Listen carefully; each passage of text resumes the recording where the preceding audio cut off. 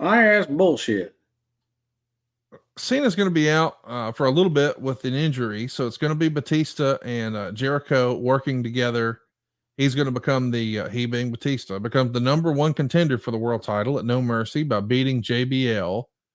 And this is around the time when you take a little hiatus. I got fired. WWE. Batista would later become world champion over Jericho with Steve Austin as the referee at Cyber Sunday. And it leads to a now infamous cage match for the world title. Allegedly, Batista was the last guy to purposefully cut himself in a match for the WWE, and Vince fined him, the referee Mike Chioda, Dean Malenko, who was the agent, and of course Chris Jericho. But Batista allegedly pays all of the fines, and as the story goes, Batista's fine alone was $100,000. But I guess he and Chris decided that this match needed blood. They felt like it would enhance the story. And even if the boss didn't want it, we're doing it anyway. Cost my man $100,000 for that. Is that the biggest fine you remember hearing about in wrestling? Besides when Austin walked out and came back? I don't know. It's a big one, though. It's got to be the biggest besides that, I think. It's a big one. I mean, I really couldn't. What was your relationship when you were unceremoniously shown the door? What was your relationship with Batista? I had a good relationship with Dave. I always had a good relationship with Dave. You know, when Dave first walked in the door after Alpha had called me, I was his first point of contact. Of course, JR hired him and speared his rocket to the top. But, I always had a great relationship with Dave. I never had an issue with him. I take it back. I had one issue with Dave, which I thought he handled beautifully, and had to get on him one time, and that was it.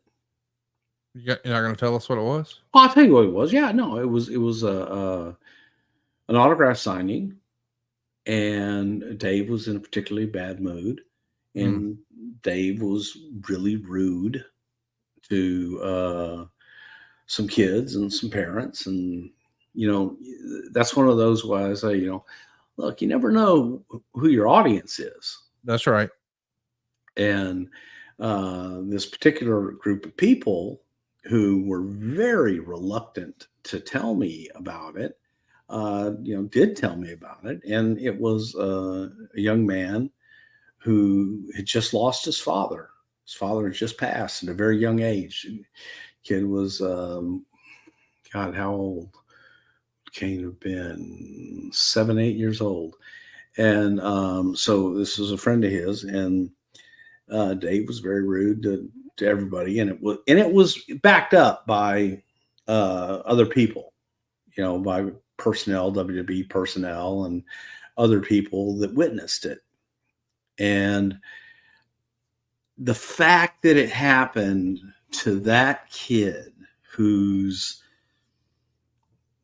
hero in life at that point, he had lost his father like 2 months before. And the what he had to hold on to was Dave Batista and John Cena, but much more so Dave. And he worshiped the ground that Dave walked on. And so the mom told me the story, and I was like, when did the word? And it was at a third party. I see. Autograph signing and everything. So like before, again, because I've never heard anything like this with Dave. And I went. I went to the market rep. I went to the sponsor of the autograph signing. And I said, "Yeah, it was kind of embarrassing. It was just he was in a bad mood. In a mood all day. He was in a mood all day, and people were like, ugh, nobody wouldn't go around him. So we got to TV, and I told Dave, and coincidentally, we were going to be in Houston in like a month after that. And I said, man, I said, we're going to make it right. And he says, oh, trust me, I'll make it right. And that was all, that was pretty much all that was said. I told him, I said, Dave, you never know. Right.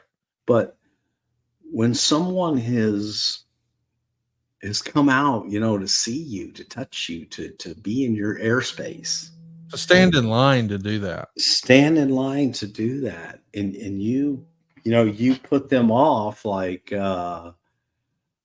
it's nothing. It's just JP Shellnut. Uh, man, it cuts to the bone, Yeah, I get that. and he got it, and he counted down to Houston. He made sure that they're going to be there, right? You're going to bring them back? I said, yep, get it all taken care of. And brought them back, and it was the mom, the kid, in his, he had three brothers, and Kane, and my wife. And David knows my wife forever and treated her like gold. And he knew. He was like, okay, there they are. And Dave went right to them, was, down on his knees, hugging everybody, talking to everybody, and stood up, apologized to the mother, took pictures, autographs, and then he had the merch guy make merch packets for everybody. So everybody got a swag bag. Everybody got a swag bag, but Dave didn't leave until, it was time to go. And he was great about it. But the thing about it was like I told him, yes, I'll take care of it. It was in his mind enough that for the 2 weeks, hey, they're coming, right? They're still coming to Houston. You got them all set up, so that said that meant something to him. He learned a lesson that day, and he couldn't have been more cordial, and he was absolutely fantastic with them. And then John came up and goes, how do I follow that? But no, John, same thing. John classy and just was John. But it was, those kids will never forget that day. Right. They were never going to forget the first one. Right. But that one erased it. And that was, man, to me, Dave and I always been good, man. I'm a huge fan and wish him, God, nothing but success, because he's one of those guys that, he looks at his art form now and Hollywood as, I got to learn this. I got to know it. I got to love it. I got to want it. And is doing it for his reasons, on his terms. So congratulations. And those are the kind of guys that you're happy for. You're happy to see them have success. What do you think his legacy will be in wrestling? Will it be Evolution and the Triple H feud at WrestleMania? I think it's just going to be him. I think it's just going to be Batista. I think that he was such a strong presence that it's going to be him. It's just going to be him and who he is and what he became. It's that simple. Well said.